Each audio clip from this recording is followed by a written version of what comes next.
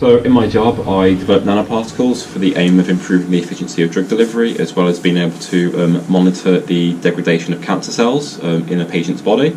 I help develop new semiconductor materials for uses in solar cells to help improve how we gather solar energy. And I also work on the development of devices for electronic purposes, so helping to pave the new way of generation for computing. In my job, I actually enjoy it quite a lot. There's a lot of creative freedom. So it's not just a case of you get told to do something. It's not a case of someone tells you to do a set list of tasks. It's a sort of, we're interested in creating a new type of solar cell. And you have a lot of freedom into what materials you use, how you go about making the device, as well as how you test it. So there's a lot of creative freedom and a lot of ways to sort of put your own imprint on your research that's unique to you. So when I did GCSE, I did double science, and then I did the sort of standard GCSE, so I did like maths and English, and then my optional ones were ICT, business, physical education, and German. And then when I went on to A-levels, I decided to do physics, chemistry, and maths. And then I did my undergraduate and masters in physics here at Aberystwyth. Alongside, I did my PhD as well.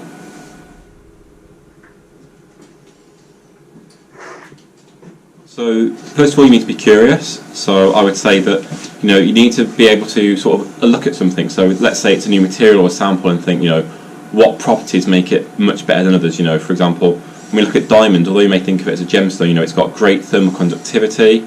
It's transparent, which makes it great for optical windows.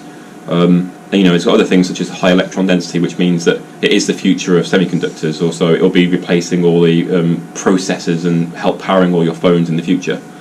Another one is imagination. So, a lot of material science, you don't just sort of get told, you don't just read about some, such as graphene. No one magically just found it. You have to sort of think, what happens if I take this bit of pencil lead and sort of strip it layer by layer? And then, if I strip it layer by layer, does its properties change? And it's that sort of imagination where you need to really think about what you could do or what might be useful in the future. So I'd say imagination is actually the most important factor to being a good material scientist. And then the sort of last thing I'd say is resilient, because nothing ever goes right the first time. If you do, you're extremely lucky.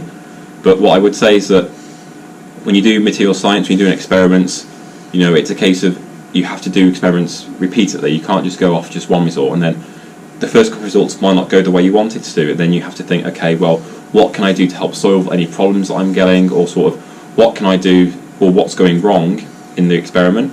So, resilience, curiosity, and imagination are some of the three most important things for a material scientist.